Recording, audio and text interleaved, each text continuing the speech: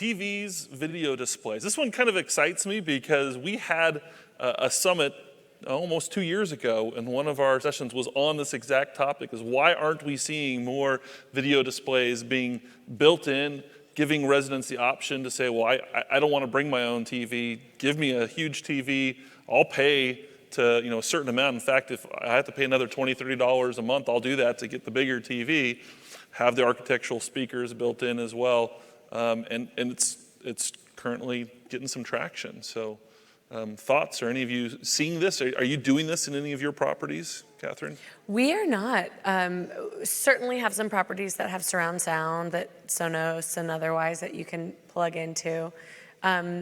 We find some challenges, and I'll talk about this when we talk about the hub, with getting residents to pay for something like that. I mean, even Murphy beds, they're like, I have my own bed, I don't want that, right? So that's been my experience, but I would love to hear if you've had any other experience. Well, I haven't in current, but I do have a lot of scars, student housing scars back in the day. And so I would say from an operational perspective, while it is a huge benefit to the resident, it's expected in the student housing world, it is very difficult to manage and very difficult on a replacement.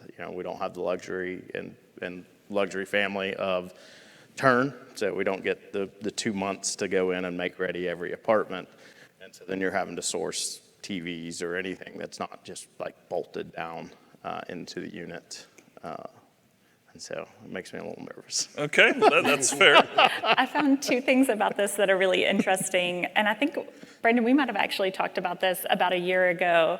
But there was a research study from J. Turner Research that did look at, they broke it up by demographic, but looked at, do you want a television or not, right? This should be a pretty easy question. As we say, student always comes first. The student was doing this. And the younger the demographic was, the more that they said, give us a television if you're giving us anything else. As in, if you're gonna offer cable, there better be a television there because we don't have one. We watch TV on our laptops or our iPads or on our phones. So if there's gonna be a larger screen or you're gonna have that connection, put it up yourselves. So that was the first thing I thought was interesting.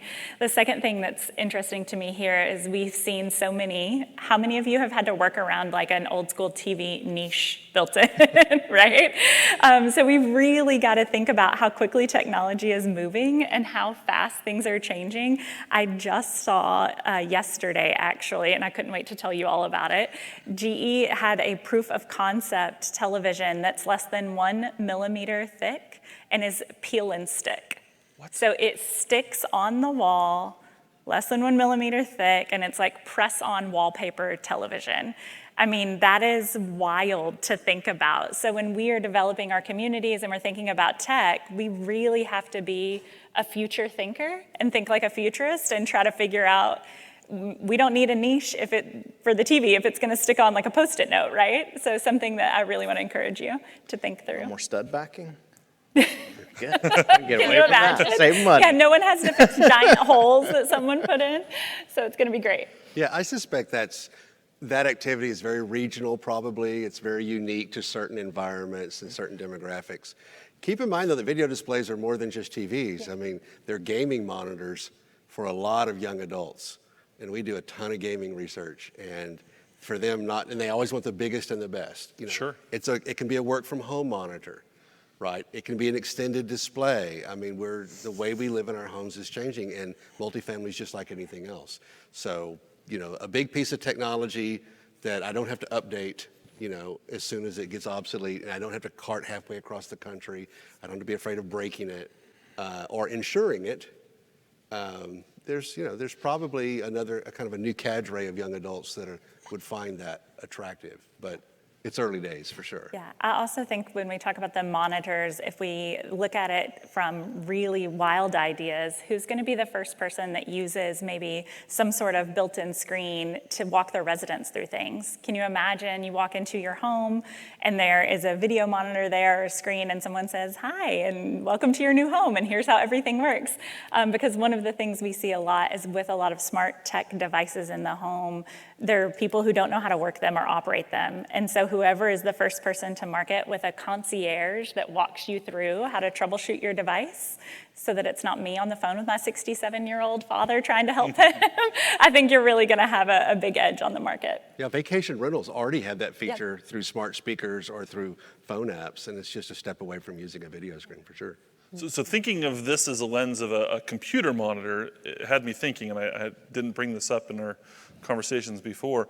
Are you seeing within units fundamentally changing where you're putting the work desk, particularly knowing that a lot of people are doing more Zoom, and so being conscious of what type of lighting is going to be in place and where it's positioned so that you have the best looking background? Are you seeing that taking place? Are people making requests as to where my workspace is going to be within the unit, and perhaps changing the design a little bit from where it used to be in the corner, kind of the dark spot, to giving some thought to location, background, and lighting? I think people are definitely thinking about that. And one of the things that we're trying to avoid, though, is making decisions for them and building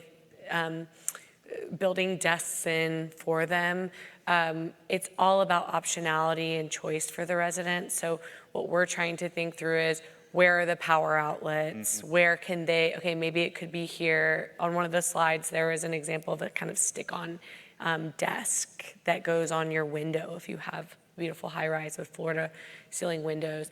How you're modeling your units and your apartment homes so that they're showing you can have a desk here. It might be stuck to the window and it might be in this little niche, but thinking about niche spaces versus building in and making that decision of where their desk is going to be. Because as many of us know, if anyone's lived in an apartment during COVID, a lot of times there's two of you and you're debating or kind of agreeing before this call or that call where you're going to be and where the other person's going to be.